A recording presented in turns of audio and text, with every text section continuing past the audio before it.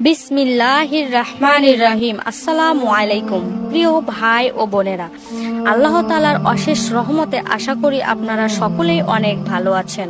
আজকে আমরা একটি শিক্ষামূলক ঘটনা জানব। চোর হলো দরবেশ। এক বাচ্চার এক পরমা সুন্দরী কন্যা ছিল। এক চোর সেই কন্যার উপর আশিক ছিল, কিন্তু রাজার মেয়েকে তার মতো চুনোপুটির পক্ষে পাওয়া যে বড়ই কঠিন ব্যাপার তা সে নিশ্চিত করে জানত।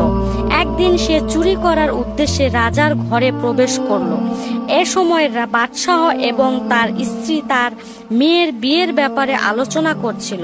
বাদশাহ বললেন, আমাদের মেয়ের বিয়ে দিব আল্লাহওয়ালা পরহেজগার লোকের সাথে। চোর চুপিসারে একথা শুনে চুরি করা ভুলে গেল।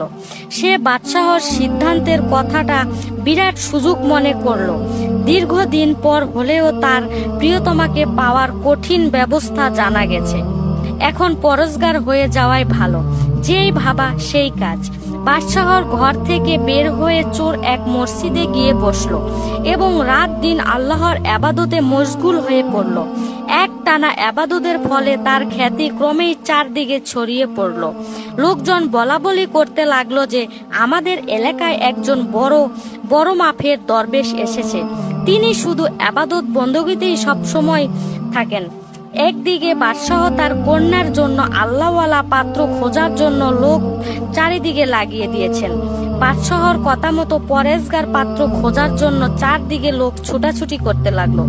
অনেক খোঁজাখুঁজির পর অবশেষে জানা গেল যে অমুক মসজিদে এমন এক আল্লাহওয়ালা আছেন যার চেয়ে মুত্তাকি সারা দেশে আর একটিও নেই। বিশেষ ব্যবস্থাপনায় বিবাহের পরগাম নিয়ে বাদশাহ দ্রুত তার কাছে গিয়ে হাজির হলো, কিন্তু চোরের কাজ ততদিনে সারা হয়ে গিয়েছিল। যদিও সে রাজকন্যাকে পাওয়ার প্রত্যাশায় দরবেশ বেশে ধরেছিল, কিন্তু আল্লাহর ইবাদতে মজা ও শান্তি তার অন্তরে এত ভরপুর হয়ে উঠেছিল যে রাজকন্যা এবং 7 রাজার ধন ও তার কাছে তুচ্ছ মনে হতে লাগলো। এখন আর চোর রাজকন্যাকে পাওয়ার আশায় ইবাদত করে না। সে প্রকৃতভাবে আল্লাহকে পাওয়ার জন্যই মনে প্রাণে ইবাদত করা শুরু করলো। সে বাদশাহর দূতকে বলল, আপনারা যান, আমার সময় নষ্ট করবেন না। খাঁটি জিনিসের স্বাদ বুঝলে আসলে মরীচিকা যতই লোভনীয় ও আকর্ষণীয় হোক না কেন, তার পেছনে প্রকৃত মানুষ ঘুরতে পারে না।